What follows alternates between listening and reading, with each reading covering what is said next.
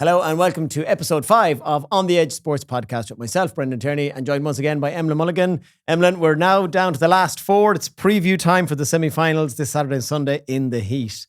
And I believe you're heading up to one of the games. Going up Sunday. But yeah, it's hard to believe, as we said just before we come on here. It's only a couple of weeks ago we were talking, we were analysing 12 games. Yeah, and then 12 it's down games. to, you know what I mean? And now it's down to, it's just flowing in really. It's the last 4, and it's hard to catch your breath. And I mean, for people that do this on a full-time basis, it must be hard to keep an eye when there's 12, 15, 16, all these kind of amounts of teams playing and trying to keep them all going. And now it's down to 4. But which we'll go with the Saturday game first, I suppose, Kerry Tyrone. It's but as you mentioned, just the factor it's going to be the weather seems going to be fantastic for the weekend. You're talking mid-20s, like which is going to add to the occasion. It's another factor, and like, does that even come into play with the likes? Donegal have definitely played the most games out of everyone, isn't that right? Yeah, but like they seem to ditch that every time they play. It's like, I just think for conditions wise, like we've seen there, even the last weekend's games, when that pitch in Croke Park gets slippy, the amount of players falling. That was very true, actually. Yeah, even a Galway, they're just Galway game and Tyrone and Donegal. Yeah, and and Dublin, even the Dublin Tyrone, they're just underfooting conditions in Croke Park. Just seems to whatever way the grass knits. So that you potentially will help. Well, it should have really fast game, because I was up at a Legends tour in Croke Park last year, and Michael Murphy, oddly enough, little did we know he'd be now playing up there this year. I asked him, I said, what's the big difference about Croke Park? Because people keep saying the wide open spaces, but it's actually some stadiums or pitches in Ireland that are a little bit bigger. He said, no. He said, it's the speed of the pitch. Yeah. So can you imagine the speed of the pitch now? Yeah. In the heat that is going to be there. And these new rules. Which, I'm not going on the rules, but in terms of the openness of the game now and the intensity and the miles that are being covered by lads. Yeah. I heard James O'Donoghue, the ex-Kerry forward, saying he said it's class. He's still playing in Kerry. Yeah. He said the space is unbelievable. Yeah. So it does favour forwards, and I think we're going to have some of the best forwards in the country on display this weekend. So we'll see. But can anyone stop Clifford? What plan would you have for David Clifford? I don't know what plan can you put in? Yeah, and that's it. And we spoke, I suppose, leading up into the quarter-final games was Clifford, and then obviously Sean O'Shea stepped up to the mark and delivered an unbelievable display. One of, I say, the best Kerry displays in a long time in Croke Park. You know, so listen, Tyrone are going to have the work cut out in terms of matching up, man marking them fellas. And then I suppose we're looking at their scoring power as well in terms of likes of McCurry, Canavan, Peter Hart. Like they have players all over the pitch too, and they have a massive subs bench to come in there with young McAloom, they've Rory Kavanagh there. So I just think all in all, if both set of teams can click on today, we're in for one hell of a battle. And I just hope I suppose we're predicting it to be a great contest, and I expect it to go right down to the wire. But it's matchups are going to be absolutely huge. Yeah. Well, I mean, you see Armagh, again, I keep saying it, Clifford is angry this year. All the way to the championship, he's just throwing lads off. He's going straight in, even against Cavan, kept going till he got his hat-trick, and he missed about another 3 goals. And it is, I'd say it's almost impossible to mark him. And I think the standards he set, he gets judged on the standards being so high. Like people nearly question, he only kicked 7 points last week. Do you know what I mean? It's kind of like, he should be kicking 15 every game, but he's a phenomenal talent. He's a freak at the end of the day, and it's just everything about him, his athleticism, his size. He looks leaner probably now than I ever seen him. True. I seen a picture of him last, and he's not say skinny, but he's just so lean. And I suppose that's where the game is now. It's not about having to break more through mass. More athletic than mass. Because he doesn't have to break through mass defenders as much. I suppose that he is left isolated a bit more. But and then again, Sean O'Shea, and then I suppose we've seen how good Kerry were. It's just, can they reach that level again? I think that's gonna be the hardest thing, because we were all writing them off to a degree coming in against Armagh. Now they're being put up again on the top. Yeah. So, mentally, we never know. As we said before, we should call every sports podcast we haven't a clue. Yeah. Because we don't know what's going to come. Are they mentally going, that was such a big thing? And then to hammer Armagh must really go, Jesus, lads, we're really something. You can't help but get confident. 100%. So I suppose it's balancing the confidence. But Tyrone, very hard season to define them. I think, am I right in saying they're the only team that bet Donegal this year? Yeah. And yet then they lose to Mayo. Yeah. And Mayo kind of wiped them for long parts of that game. Michael McKiernan, one of their best players, he's gone. Again, I think with the thing around about the pitch, the likes of McCurry and Canavan, I think this is perfect time for them, because their first Croke Park game this year was wet and slippy. Yeah, 100%. So, and for a corner forward, and their size and physique, they're not big, huge men, that they want that little quick ball in, sidestep, and I suppose all getting by that connection with the foot on the ball, and you could just see McCurry's accuracy just wasn't in it. But again, conditions are tough. I think someone was speaking about, was it Peter Hart said, the difference coming up to Croke Park, and it's always new footballs.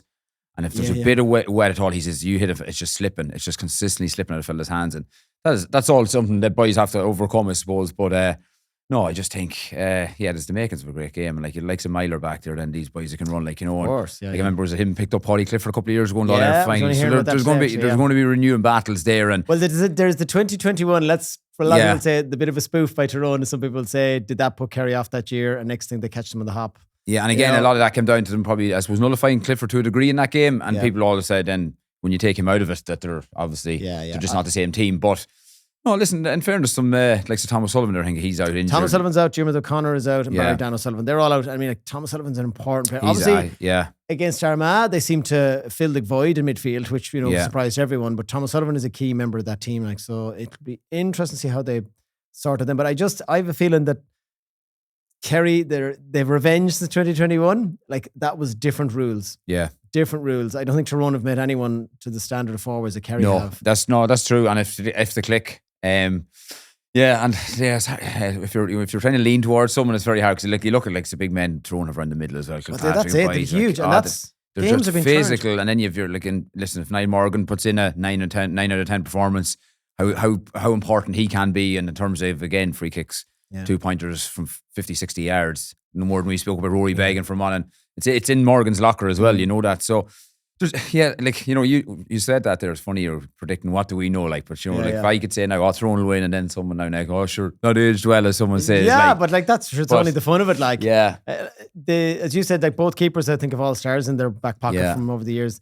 And I think going back to the rules now mean that you have to think of 7 different potential aspects where a game could be won. How many games have turned in 7 minutes around midfield? Yeah, and like you can't predict that analysing a game like. And the momentum is huge, and we've seen that in the Kerry's last game against Armagh, like them 11 kickouts or whatever it was, the 1, 9 or 8 of them in a row off referee, and like if you can't get your hands in that clean possession after, it's just coming at you and droves, and like I suppose that's where Kerry will be probably focusing on, knowing that if they can win that and that ball goes into David Clifford when he's 1-1, there's no that's literally could be game over for Tyrone in terms of how dangerous he's going to be. But the other side of it is, like Sakir McGeary there, playing out of his skin again. And then by throwing himself under breaking ball and all that sort of stuff. It's just going to be a huge part of it. But 2 sets of forwards that, if they get the right ball in quick, there's going to be damage. And like we speak about kicking the ball, and teams, even with the rules since the change, like, people are saying, I think it was James O'Donoghue mentioned again, that you can kick around big, strength and all this. But now Kerry actually didn't kick a whole pile against Armagh. They still ran the ball a lot. You know what I mean? In terms of, it's not the case that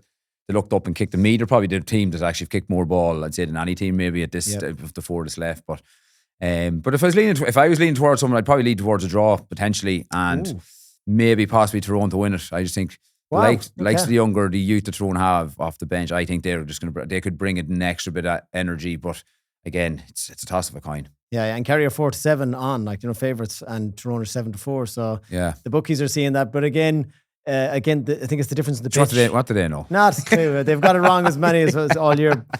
Look, for me, this year sums up.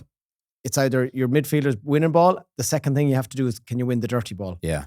And who's going to be up for the fight? And I said this after last week's episode. The teams that are just fighting for that second ball. Yeah. That's where so many scores are coming. Yeah. And like, I don't know any stats specifically, but if you win anything breaks, if you win any break in midfield or win it clean, nearly all the time it ends up being a score for you. Yeah, and like even playing club football myself there, and you're trying to work on breaking ball, and it is something you can try and train, but some boys are just have a knack of it, that time, and it's grand standing in there and being underneath it, but like, you have some lads just come in the last second, and it's like a natural thing. Some boys are just so good at it. Yeah, they read it. And I suppose you're on about hunger, and like there should be no question of who wants it more. Like, you're in an All-Ireland semi-final, you're in a privileged position, you're 2 weeks out from an All-Ireland final. I think it's not going to come down to who wants it the most, but because you'd imagine both teams will want it as much as each other. But it's small little margins like that. And listen, small calls in games, we've seen any games, and you could question, even we were on about last week with Galway and Freeze, and the referee's going to have to play a huge role in this tool, because if it's just, when 2 teams have revved up now, full Croke Park and sun belting down, like tensions are going to be high. It's just, listen, it could be the smallest little turn or a line ball given, as we've seen in games. It might and crucially should have been the teams, so. No, absolutely. But I'd say, because Tyrone have kind of come from the dark horse territory to be in the semi-final. I just think Kerry, once they showed their muscle against Armagh, we go, okay, that's what Kerry can do. Because up to that, we were all doubting them. Like, Meath beat them, and so I would be just leaning more, I think, now towards Kerry. No, that's fair. At least one of us will be right. I just think, despite the injuries, and then again, like as I said, McCurnan's out. McCurnan was a great part of their team all year. So Yeah, we'll come back next week. You know, one of us is definitely going to be right. Yeah, and again, you picked the draw there, so you're kind of hedging on the two. But I said but Tyrone to win it then after extra time. But yeah, I know. Well, listen, as long as hopefully we get another thrilling match, which I fully expect because the way things are kind of set up now, it's. But even if someone goes 6 points up, you don't like the old days. Like this game is gone, you could turn it off. Yeah, that's you go. Oh no, this could turn at any moment. Yeah, like, you know. And the biggest talking point of the weekend is the other match, Donegal and Meath. Never mind tactics, never mind players. The jerseys they're wearing. This is I've seen be talked about. We were talking beforehand. So Donegal are obviously predominantly yellow. Meath are green. And what colours did we say they were? Yeah, so Donegal are going with a white jersey, and Meath are going with it's like a yellow kind of. But it's like luminous. Yeah, it's the goalkeeper's jersey, I think, by all accounts. Right. Okay. And again, we were just speaking about it. There's been plenty of games over the years with clash. I think it was Donegal Kerry All Ireland final 14 was even the green and gold. And as you mentioned, it doesn't even go with them opposite colours. It's like as you mentioned, it was a Gaul and Mayo there. There's the sun is shining down. At the right angle, because I've watched enough Gaul and Mayo in my life, at the wrong angle with the sun against you, it's actually hard from afar to know who's Galway. It's just decipher those. And a friend of mine who's colourblind, he said Gaelic is a nightmare to watch. Yeah. Because there's so many clashes of colours. And maybe it's something that GA, but like I know. What they're doing is like, just change one jersey, lads. Yeah. It's bonkers. And that's it. And just to flip a coin for it. You know, I don't think it's... Who cares? It's a jersey. But the fact is, Meath, I think, by all accounts, have a navy jersey, which is a total contrast to the white. So just say, right, let's go do the simple thing here. I'd love to be in that meeting and go, who did this? Why are we doing this? Is there someone just being a stick in the mud? And like, again, the viewers, maybe the players. Yeah, but for viewers at home, as you said, taking them split seconds, I know from playing ball, I think it was for years, people used to say, well, each one a green jersey, but it took some fraction less or more of a second to see a green jersey on a green pitch when you turn around. That if when you had with a yellow, let's say, that automatically you'd see the yellow jersey. But when you looked up and see the green, it'd take it that split second more to, find that pass as such. But yeah, it just makes no sense that just why put themselves in this position that there's potentially going to be people going nuts watching on TV now at the weekend over. And again, think of just people with bad eyesight. I was said colourblindness. I think James Dunn, who again actually said it, when Donegal played Kerry in All Ireland final, I forget exactly what 2014, And when the Durkin made the mistake with the kick out, and someone said, and the sun was shining down on top. Yeah, do you think that maybe he just didn't see? He just kicked it straight in. Yeah, it was nearly. It was only one man we can find that out. We'll see him around the town here. We'll ask him. But go back to the hard brass tacks of this here. Like Donegal are they're 1-4 to win this, and Meath are about 4-1. Can we see anything else but a Donegal win? Listen, I think you can keep I'll put out there I can't. I just think Donegal. I fancy Donegal to win it. And hats off to Meath, and they've been super all year and they're justified being there. Yeah. And in terms of individual players, and we spoke about Jordan Morris, Matthew Costello, you're going about Sean Rafferty full back, and he's getting a lot of attention now. People in media really recognising how good he is. But then I was looking at the likes of Sean Rafferty coming up against Michael Murphy now. He's coming up against a proper man now. So I'm really interested to see that key battle phically wise. We know Michael Murphy. He did get a stint against Comer, and apparently when he was off, 10 minutes, Comer went ran I know. Right, so listen, because people are saying then because they're saying he should be an all-star full-back, but then you look at Donegal's full-back line there. Brendan McCall's been super all year. He's man-marked every good player that's come up against every team, and he's probably got the better of him. But no, breaking it down throughout Donegal. Listen, the questions were asked against Monaghan, but we knew going into that's a decent Monaghan team. Yeah, and they're well set up, well tactically set up, but just that energy that Donegal got then that second half. They're just a different animal when they were focused in, and the likes of McBurty, O'Boyle coming in off the bench. To have that. And we spoke like Shane O'Donnell, Conor O'Donnell. They just have a lot more forwards and scorers available. Gallen, if he hits form, whether it's only 5-10 minutes, they still have other lads just I suppose to chip in. And then obviously Michael Murphy's influence will be key in that. And it's key not just from the scoreboard. Like I was just looking up the top scorers in the championship. Michael Murphy is like overall scoring from play and not. He's number 7 in the top 10, but he's not in the top 10 from play. But there's 2 Donegal players in the top 10 from play. Any guess? Is one of O'Donnell's? Yeah, Keelan O'Donnell, 218, I think, or 213, 218, I think. Another man I wouldn't have thought of. Thompson, no. Go for Langan. Well, Langan. Wow. 119. That's someone so we all say Murphy. Midfielder. Yeah, we say Murphy, Gallen, McBurty, and then you go, hold on, all these O'Donnells, and then Morgan chops and up. And then McHugh, Ryan McHugh coming, Langan, McGee was back in again. Yeah. So I just think they, God, wouldn't we love? We all love the underdog. Yeah. You know what I mean? It would be marvellous to see Meath come through. But you just think, the longer this team has been on the road, usually it comes through. Like Meath could come back in the next year or 2 years. You know what I mean? And I just think for Donegal side of it, like they were in this position last year, obviously, and unfortunately didn't turn up. No, and I was at that game, and they. I wouldn't say didn't turn up. Galway just got the better of them. Yeah. I think tactically again in terms of the approach and they're shooting boots. And again, if they'd had a Murphy that day, you go. Yeah. I forget how much it was in the end, but like they just needed a couple more points really, and it would have definitely been worth that. So like I think it's just sometimes you have to lose like at that level to get back to that level, and I think it's like they've been given an opportunity here now. Probably if you said to the Donegal fans start the year, you're potentially going to get to an Ireland final, but the route will be beating like Loud, Monaghan and Meath on the way to it. You'd have to say, take it with both hands. But in terms of Meath will just have no fear, I suppose, and that's all the dangerous thing. Danger of them. Yeah, I think Donegal have to worry more going into this because there's a wee bit of expectancy there, as you said. They're 1-4 on the bookies. Everyone's expecting them to win it. Yeah. And that just adds that extra bit of pressure. And it's for Jim McGuinness, it's just getting that focus of don't be getting slack here for a minute thinking this is a given for us. Yeah. Whereas Meath boys are probably not even nervous going into this weekend. They're like, lads, we're in bonus territory here. We know we can play ball. Yeah. We can kick the ball. We can move the ball. We have finishers inside. We have Morris, who's in the form of his life after last week. Confidence is through the roof. We've Costello. We've big men around the middle. Big Gray to come in off the bench. Yep. We're brilliant under dirty ball. Yeah.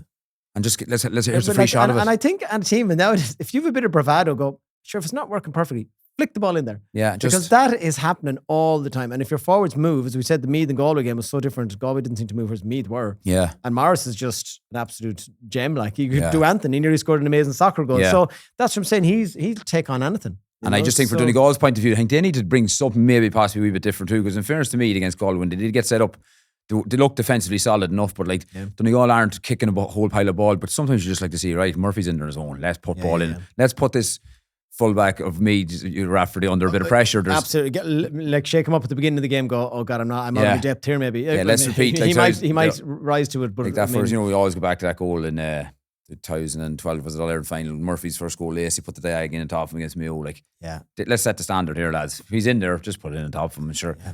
Just some of the stuff he's done earlier in the Ulster Championship against Armagh as well, like that diagonal ball, and I just don't understand why it's not more of it. Like, but then I do always wonder: does Jim be holding these things forward? And he's such a. You do wonder: has he sat down to start here and nearly planned out that when we get to this time, this is the way we're going to play? But he did do that in his book, and it was quoted by someone in the paper a few weeks ago. But like against. What was it against Mayo that day? And he said, kick it diagonal. Yeah, I think it was all planned. Yeah. And you're like, you'd love to know. Because against Monaghan, they were losing by whatever. I know. I was like, now, lads, do you remember we said at 43 minutes and 34 seconds we're going to do this? Okay, now off you go. And they just tore into them. Yeah. And I think that's the thing. They're so full of athletes. But again, we said the range of scores. They're having like 9, 10, 11 players scoring in games. It's coming from everywhere, as you said. Like, as you said, when you've had a Mulligan corner back who's probably still going to chip in with 2 or 3 points most games, it's just that energy. Like Kieran Moore again. Like, just when you go through, endless. Like you run out of, you can't run out of players, I should say. And I suppose just a battle then for like who picks up Morris, Costello. Like, probably McCall could go, maybe Costello, Morris, maybe Finbar Rorty, someone that bit faster. And he's a tenacious wee defender for a young lad. He's for his first year in there. Like he's been probably again up there for nomination for Footballer of the Year or Young Footballer of the Year. I just think, but again, as you mentioned, when we're going through it all, and maybe it's a bit closer to home for us in Donegal that we might be a bit more familiarity with them and not as much of Meath. And I think I've read a lot of media people saying there's more to come from this Meath team, and we're only finding out names of some of these players. We've all been learning them very quickly, but their captain and vice captain are like 20 and 21, someone said. Yeah. I don't know, does anyone do that? I might be mistaken. There's probably some other example, but that just says it all. It's like, and have to hand it to Robbie Brennan, like the manager there. I know, like coming in there and all he was doing was giving out about the rules for the whole league, and losing to two trainers or 2 selectors in terms of McMahon and Corey fella, like losing them in the middle of the champion right before they played Carlow, I think. Like, in fairness to them, like, I mean, we could have our arguments with this, some of the ref thing, but like in fairness, they still played with more bravado in that game than Galway. And like at the heel of the hunt, you could say, look, they just deserved it. They were just, and so maybe they'll just go the same with Donegal. Go, we don't care. Yeah, and they seem to play that way a wee bit. It's kind of like, even as you mentioned, when Galway got that goal and went through, like, they was just kept going, and Morris got his goal, but they just kept going. It's just like whatever. Like, it's So I suppose that's the unknown beast. We all don't know if this weekend, can that happen? We were laughing. We were talking about the odds for the All Ireland. It's Donegal are favourites, and then Kerry, but then Tyrone. But Meath are 7-2 to win the All Ireland, but yet they're 4-1 to beat Donegal. So it makes a lot of sense. What's that mean? Like, you know what I mean? There's more of a chance they win the All Ireland than they beat Donegal. Like, so I just think, is it one of these written in the stars years? Murphy comes back, they take the hard road, they put up a siege mentality, they keep passing each test. And I think it might be a year, maybe 2 years too early for me, but people want to be watching out for what we see. No, and I think that, and you're on with leadership and listen, you spoke there with their young captain or whatever age, early 20s. which is super to have that, and like that's shows a lot of character them young lads have. But then when you see like Michael Murphy speaking to you in the dressing room, who's been there, done that. Yeah.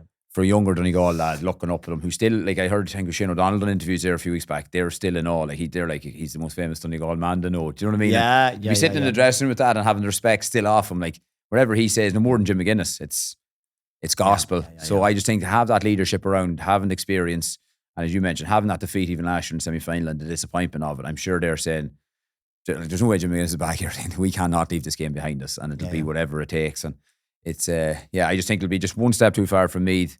But again, what do we know? What do we know? We haven't a clue. The running team through every GA podcast in Ireland. Yeah. Well, we will see what the heat does to the teams as well. You know, maybe it's which side of the country is more used to the heat. Maybe Meath side of the country in Kerry. Yeah, so that might favour yeah, that's true. Clutching at straws here. Well, look, we'll see how it all goes the weekend, and we'll be back next week, and we'll start getting towards the final then. And we might even do a bit of a live night with a few guests. We're lining up a few pieces of the pie to see what we can do. But thanks again for joining us. Pleasure as always. And we'll see you again soon. Thanks to Mark Kennedy behind the camera for all his time on cameras and editing. Thanks to EJ Menswear for being our sponsor. Go and check out ejmenswear.com or go and check out their amazing shop here in Sligo Town. Thanks for watching. We'll see you all again next time.